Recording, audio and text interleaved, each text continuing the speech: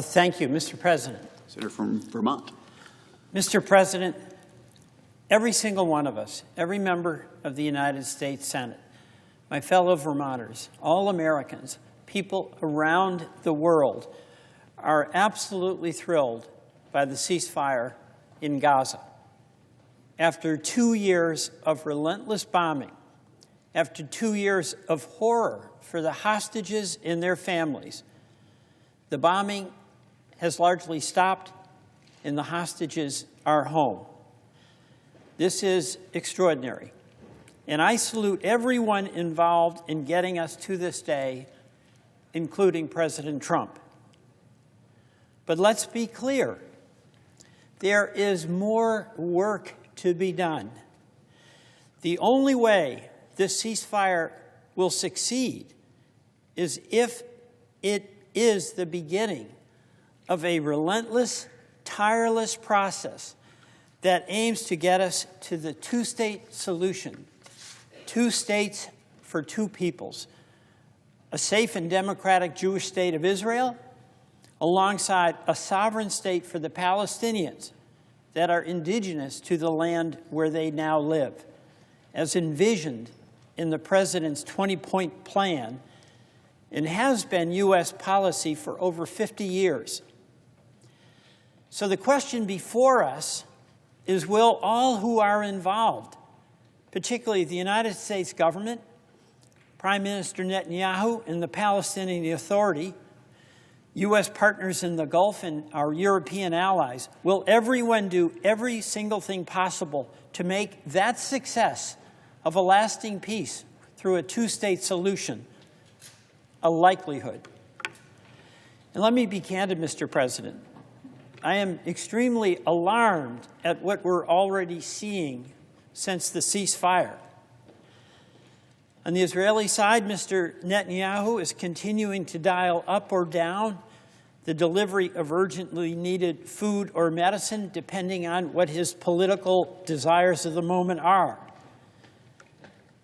And after 2 years of already having kept food out, largely, for starving kids, that has to be provided with the 600 trucks a day, unabated, continuously and regularly.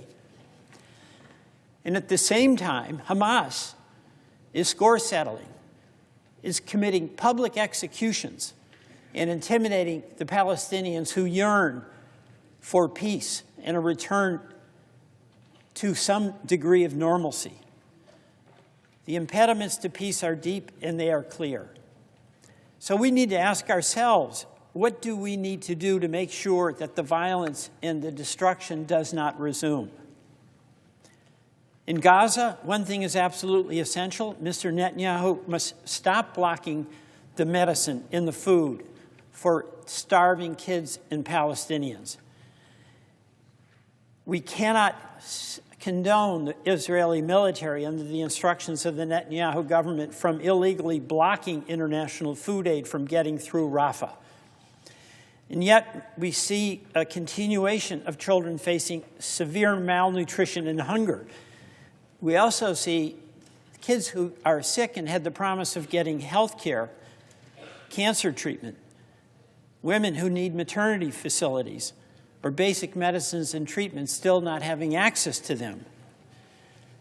The Netanyahu government cannot be allowed to once again turn on and off the supply of food and medicine and use it as a military tool. Withholding fruit and vegetables and other food from 1 million hungry kids is not a military response. It's a collective punishment. Next, Mr. Netanyahu must finally, once and for all, stop the bombing in Gaza. The IDF's own data shows that more than 5 out of 6 people killed by IDF bombs supplied by the U.S.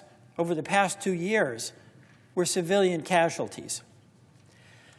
And those government bombings that have been renewed in Gaza this week, killing nearly 100 and injuring even more, after 2 soldiers were killed in Rafah, has got to stop.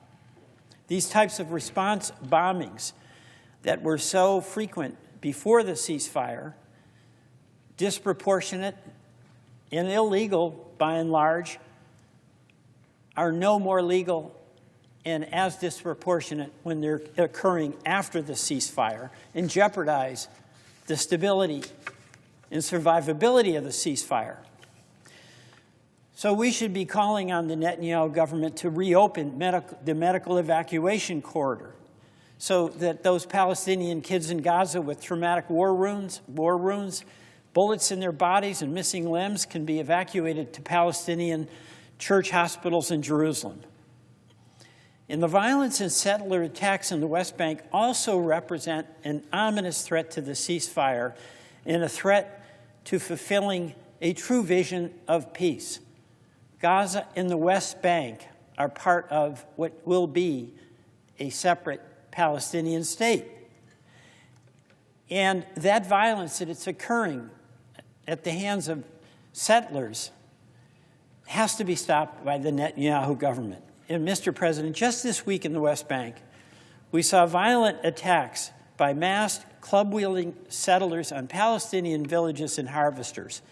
They even attacked the very same village that our ambassador, Mike Huckabee, had visited and promised to protect only a few months before. This photograph, taken only a few days ago, is the result of an illegal Israeli settler beating a 55-year-old woman who is harvesting olives on her family's ancestral lands, beating her with that club without mercy, without restraint. Her name is Ufa Abu Aliua. She's a mother and she's a victim of violence.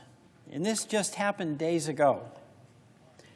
By the way, October marks the start of the olive harvest season across the West Bank.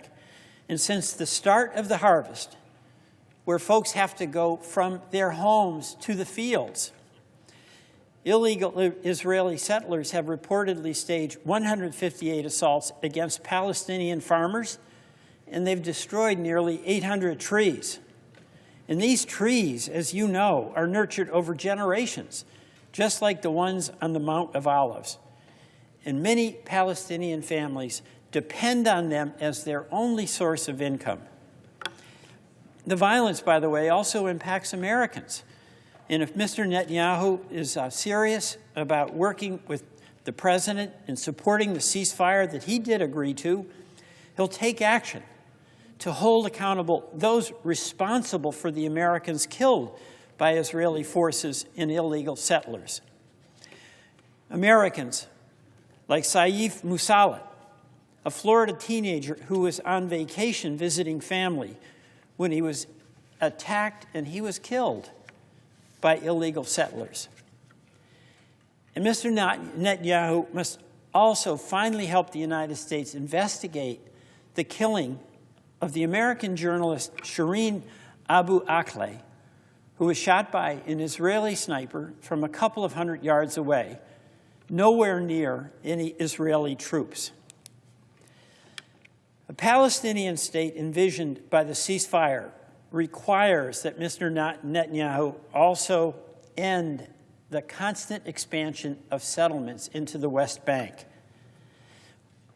The Israeli government must stop demolishing Palestinian homes, sometimes using bulldozers paid for by American taxpayers. And yet, the Netanyahu government is going full steam ahead. This is an immense impediment to peace. And to be certain, Hamas, too, must lay down its arms. It must refrain from violence. That is an incredible threat to the ceasefire. Ultimately, Hamas has got to go. Hamas violence is that threat to peace. It's a threat to the Palestinians living in Gaza who yearn for peace and yearn for an opportunity to rebuild where they live and have their kids be back in school and to be safe. The ceasefire acknowledges that there must be a force that has sufficient authority to quell Hamas violence. This is the peacekeeping force that was in the 20-point presidential plan. if we're going to be successful, we have to redouble our efforts to stand that force up and make certain that all the signatories to that peace plan do their part to make certain that that can happen. President Trump's leadership to help achieve a ceasefire, that leadership must be redoubled to achieve a durable peace and a lasting peace for the Israelis and the Palestinians. To have this stop on the day the agreement was signed, without then redoubling efforts to face the difficult challenges that await resolution after the ceasefire, will result in failure.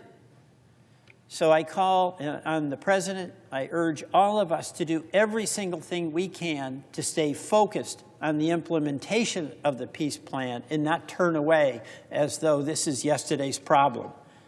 Because if we don't do that, it will be tomorrow's problem once again. Mr. President,